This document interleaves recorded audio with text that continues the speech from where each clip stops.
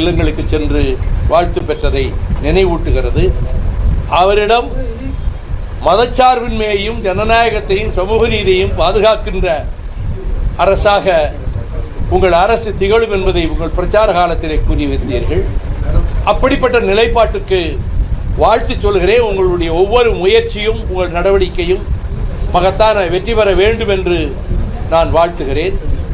1983ஆம் ஆண்டில் உங்கள் தந்தையார் புதிய இல்லம் கட்டி அதற்கு திறப்பு விழா நடத்திய போது டாக்டர் கலைஞர் அவர்களும் நானும் உங்கள் வீட்டிற்கு வந்தபோது உங்களுக்கு 9 வயது. 18 ஆண்டுகளுக்கு முன்பு மதுரை விமான நிலையத்தில் நான் அமர்ந்திருந்த போது தொலைவிலே இருந்து என்னை பார்த்துவிட்டு வேகமாக என்னை நோக்கி வந்து நீங்கள் காட்டிய மரியாதையும் அந்த பண்பாடும் என்னை சிலிர்க்க வைத்தது.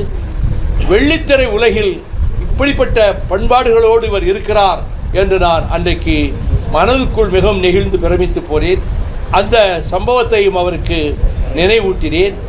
அவர் அதற்கு பிறகு I am your biggest fan, உங்களுடைய பேச்சின் பரம ரசிகன், இப்பொழுது விக்கிரவாண்டி போகிறதுக்கு முன்பு உங்கள் பேச்சை திரும்ப திரும்ப போட்டு கேட்டேன் என்று சொன்னபோது எனக்கு ரொம்ப நெகிழ்ச்சியாக இருக்கிறது என்றேன்.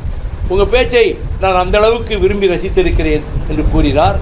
அதற்கு பிறகு அவருக்கு நீங்கள் எடுக்கின்ற முயற்சிகளுக்கு வாழ்த்துக்களை தெரிவிப்பதோடு ஒரு மிகப்பெரிய சக்தியாக அவர் உருவாகி இருக்கிறார்.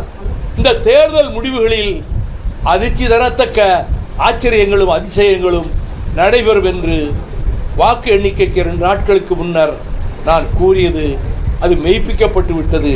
இந்த தேர்தல் முடிவுகளில் அவர் இந்த எதிர்க்கட்சி தலைவர்கள் எங்களை பொறுத்தமட்டில் எங்களுக்கு 2 சட்டமன்ற உறுப்பினர்கள் தான். ஆனால் அவர் இப்படி வந்து சந்திக்கக்கூடிய இந்த சமிக்ஞை ஒரு ஆரோக்கியமான அரசியல் தமிழகத்திலே ஊக்குவிக்கப்பட வேண்டும் என்பதற்கான சரியான சமிக்ஞையாகும் என்று நான் கருதுகிறேன்.